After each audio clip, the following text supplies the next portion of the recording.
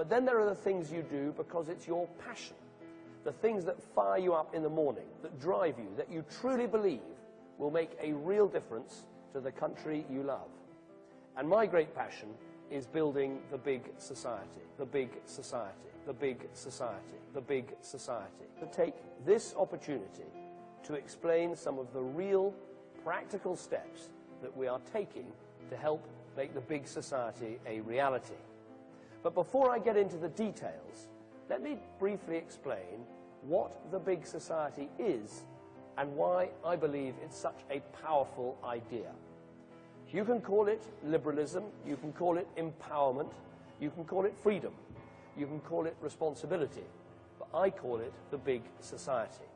The big society is about a huge culture change, where people in their everyday lives, in their homes, in their neighborhoods, in their workplaces, don't always turn to officials, local authorities or central government for answers to the problems they face, but instead feel both free and powerful enough to help themselves and their own community. Out of these troubled times, our fifth objective, a new world order, can emerge, a new era, freer from the threat of terror, stronger in the pursuit of justice, and more secure in the quest for peace. An era in which the nations of the world, East and West, North and South, can prosper and live in harmony. 100 generations have searched for this elusive path to peace, while 1,000 wars raged across the span of human endeavor. And today that new world is struggling to be born. A world quite different from the one we've known. A world where the rule of law supplants the rule of the jungle. A world in which nations recognize the shared responsibility for freedom and justice. A world where the strong respect the rights of the weak. We have before us the opportunity to forge for ourselves and for future generations a new world order. A world where the rule of law, not the law of the jungle, governs the conduct of nations. When we are successful, and we will be, we have a real chance at this new world order, an order in which a credible United Nations can use its peacekeeping role to fulfill the promise and vision of the UN's founders. What is at stake is more than one small country. It is a big idea, a new world order, where diverse nations are drawn together in common cause to achieve the universal aspirations of mankind: peace and security, freedom, and the rule of law. Such is a world worthy of our struggle and worthy of our children's future. We have confidence because freedom is the permanent hope of mankind, the hunger in dark places, the longing of the soul. When our founders declared a new order of the ages, when soldiers died in wave upon wave for a union based on liberty, when citizens marched in peaceful outrage under the banner Freedom Now, they were acting on an ancient hope that is meant to be fulfilled.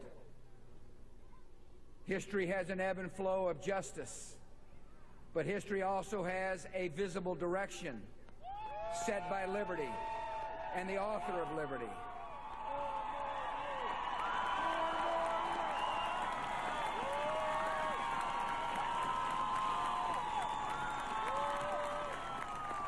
When the Declaration of Independence was first read in public and the Liberty Bell was sounded in celebration, a witness said it rang as if it meant something.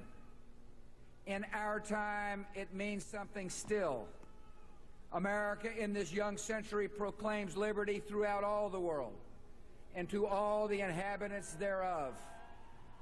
Renewed in our strength, tested but not weary, we are ready for the greatest achievements in the history of freedom.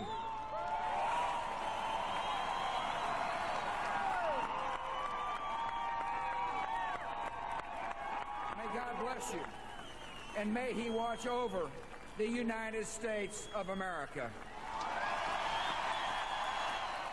Gordon Brown will today call on fellow world leaders to seize the opportunity created by the worldwide economic crisis to create a truly global society. The Prime Minister will use a high-profile speech in the City of London to say that Britain, the US and Europe should join together to create a new, stronger and more just world order. What we need is, rather than to say, let us fix the immediate currency problem, is to have some general discussion of where the world economy will be going and what we all have to do over a period of time. How do we handle the question of proliferation in a long-term sense? And I'm quite optimistic because the Chinese, in my opinion, have concluded that they need a long period of cooperation with the United States for their own development.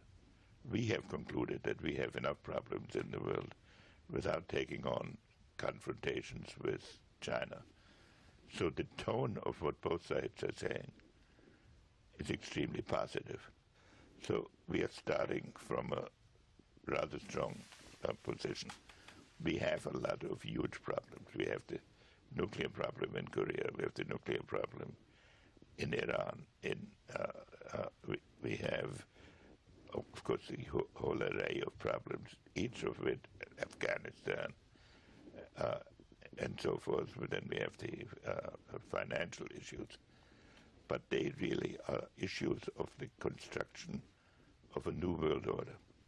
That's what this is about. And that's the sort of dialogue the Chinese are generally good at. And so a partnership between us is essential. A conflict between us is going to exhaust us both in tactical exercises that cannot be conclusive. And the New World Order could satisfy both. It has to satisfy both, because otherwise it will lead to tensions that will exhaust us both.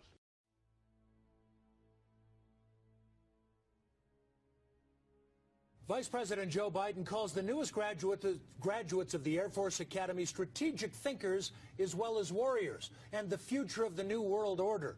It allows us to refocus our intelligence and military assets and resources to other parts of the world where they are needed, where we face new challenges.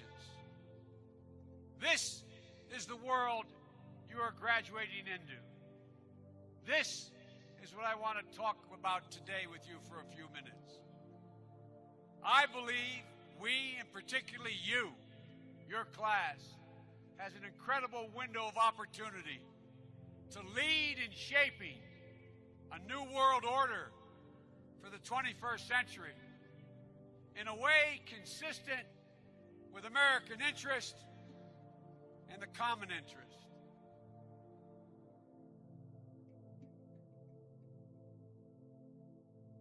During an event honoring the 223rd anniversary of Poland's constitution last night, Defense Secretary Chuck Hagel said we are seeing a new 21st century world order being built, and although there are conflicts and complications, there's still hope. I think what's more hopeful, and maybe than any other time in the history of the world, is that we have more opportunities, and more possibilities, and more resources.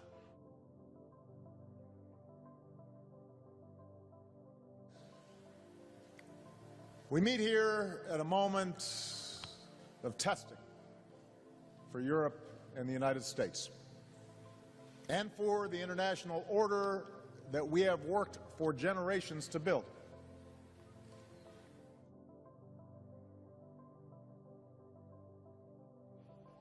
I congratulate you on taking your place on the long gray line. But the world is changing with accelerating speed.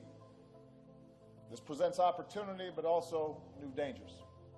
It will be your generation's task to respond to this new world.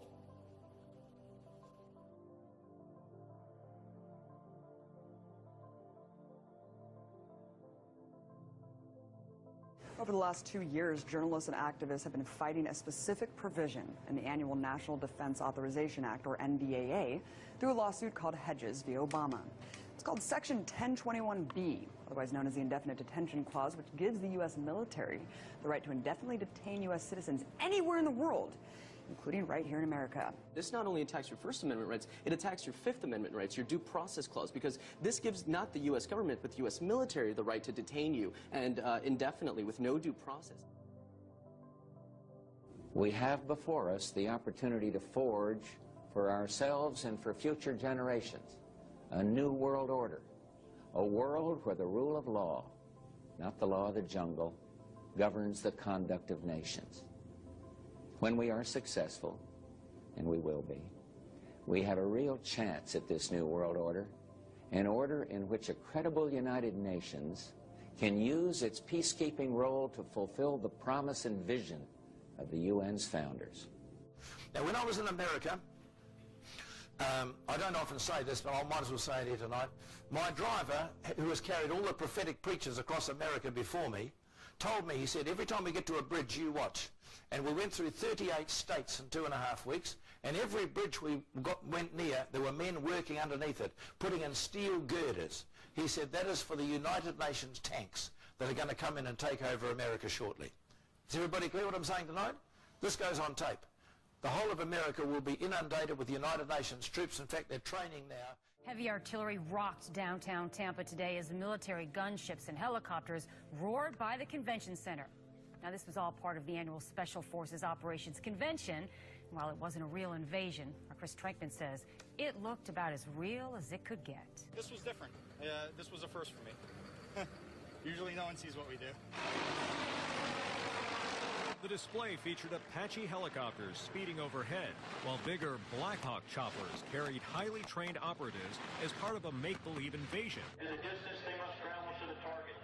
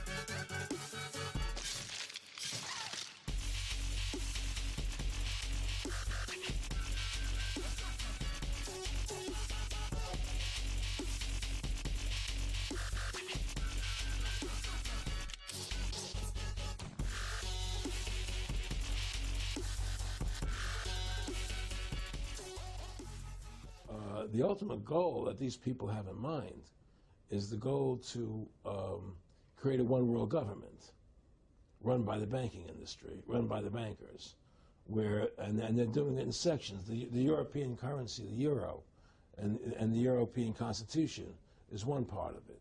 Now they're trying to do it in America with the North American Union, right? And they want to create a new currency called the Amero, right?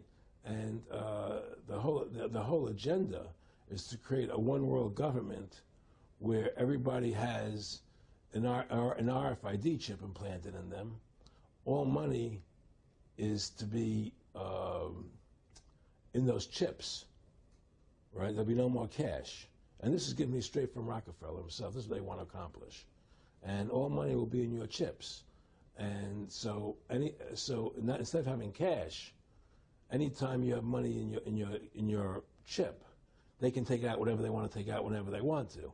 If they say you owe us this much money in taxes, they just deduct it out of your chip digitally. Total control. Total control. And if you're like me or you, and you're protesting what they're doing, they can just turn off your chip. And you have nothing. You can't buy food. You can't do anything. It's total control of the people. And that chip's connected to a database that has your purchasing records, what you do, what everything, you sell. Everything is in there, you know? And so they want a one-world government controlled by them, everybody being chipped, all your money in those chips, and they control the chips, and they control people. And you become a slave. You become a serf to these people. That's their goal. That's their intentions. Aaron, can you be specific about when you met Rockefeller, how it happened in these discussions? I met Rockefeller through a female attorney I knew who called me up one day and said, one of the Rockefellers would like to meet you. I had made a video called Mad as Hell, and he'd seen the video and wanted to meet me and knew I was running for governor of Nevada. So sure, I'd love to meet him. And I met him, and I liked him, and he was a very, very smart man. And we used to talk and share ideas and thoughts. And he's the one who told me 11 months before 9/11 ever happened that there was going to be an event. Never told me what the event was going to be, but there was going to be an event. And out of that event, we were going to invade Afghanistan to run pipelines from the Caspian Sea. We were going to invade Iraq, you know, to take over the oil fields, establish a base in the Middle East, and make it all part of the New World Order. And we'd go after Chavez in Venezuela. And sure enough, later, 9/11 happened. And I remember he was telling me how how you're going to see soldiers looking in caves for people in Afghanistan and Pakistan and all these places. And there's going to be this war on terror, which is no real enemy. And the whole thing is a giant hoax, you know, but it's a way for the government to take over the American people. He told you it was going to be a hoax. Oh, yeah. Oh, yeah. There's no question. He says, there's going to be war on terror. And he's just laughing. There's no... Who are we fighting? I mean, why do you think 9/11 happened and then nothing's happened since then? Do you think that our security is so great here that these people who pulled off 9/11, who were able to, can't knock down another plane? Come on, it's ridiculous. 9/11 was done by people in our own government and our own banking system to perpetuate the fear of the American people into subordinating themselves to anything the government wants them to do. That's what it's about, and to create this war, this endless war on terror. And that's why and that was the first lie. And the next lie was going into Iraq, you know, to get Saddam Hussein out with his weapons of mass destruction. That was the next lie. Now, specifically, this was a little over 6 years ago? This was 11 months before 9/11. Yeah. And Nick Rockefeller, who's a lawyer, he's become your friend over the previous years, and he's saying to you that there's going to be this big event, and then out of that we're going to have a war on terror, and it's just going to go on and on. Right. An endless war on terror without any real enemy. That you can never, so you can never define a winner. And did he say that it's going to be perfect because you can't define an enemy, it just goes on Yeah, and on? because you can't define a winner. There's no one to beat, so it goes on and on forever. And they can do whatever they want. They scare the hell out of the American public. Look, this whole war on terror is a fraud. It's a farce. It's very difficult to say it out loud because people are intimidated against saying it. Because if you say it, they want to make you into a nutcase. But the truth has to come out. That's why I'm doing this interview. The fact of the matter happens to be that the whole war on terror is a fraud. It's a farce. Yeah, there's a war going on in Iraq because we invaded Iraq. And people over there fighting, you know.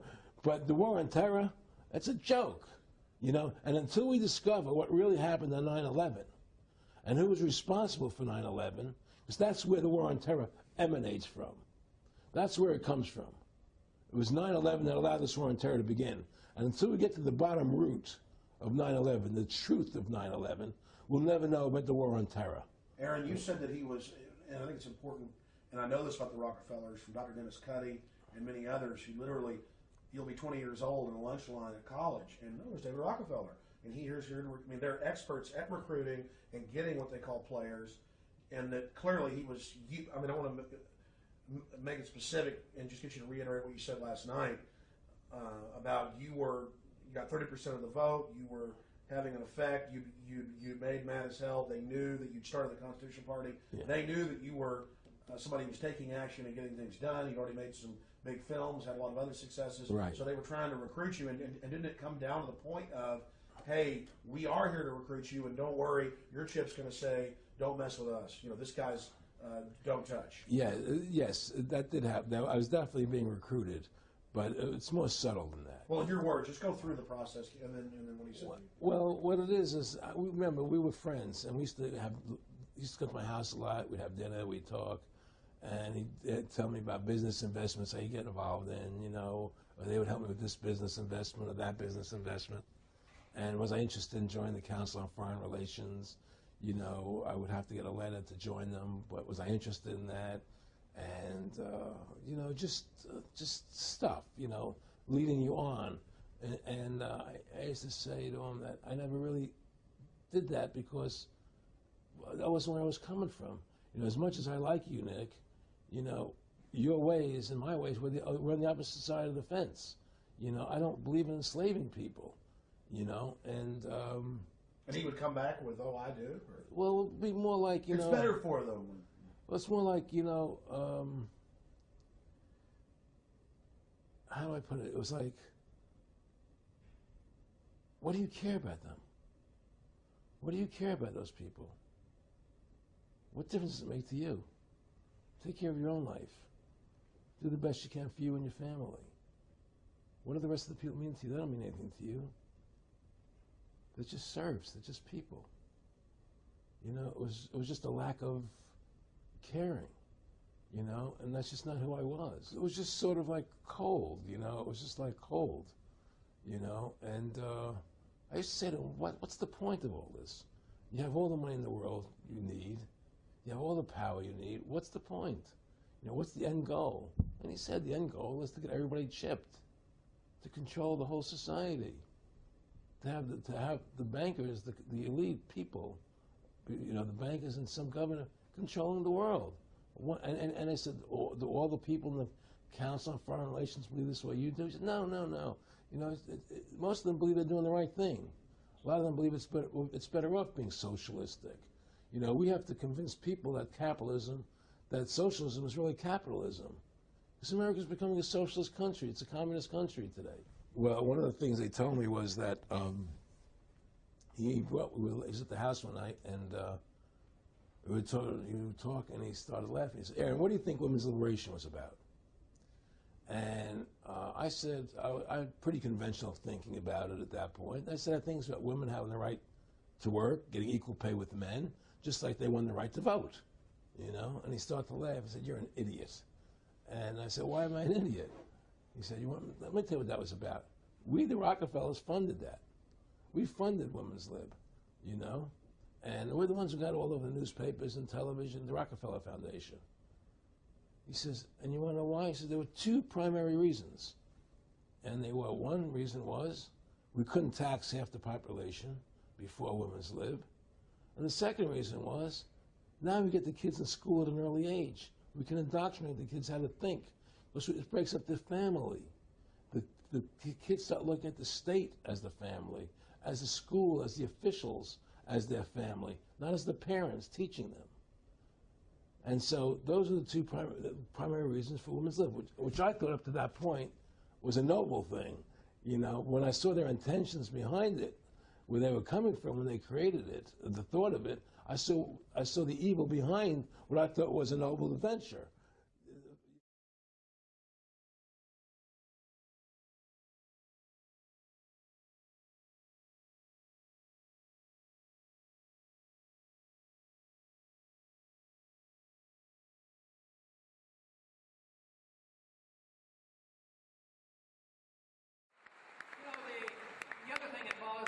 Going into war, not only is it without the constitutional declaration, but we go in inevitably under the UN.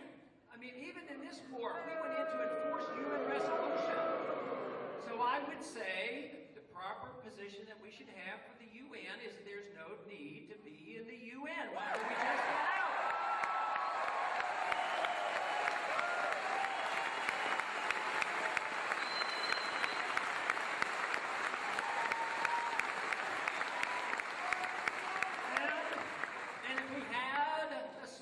Nation that protected liberty here at home and yet traded with people and traveled and were friends with everybody, we still would not need the UN, the IMF, the World Bank, the WTO, the NAFTA or NAFTA or the New World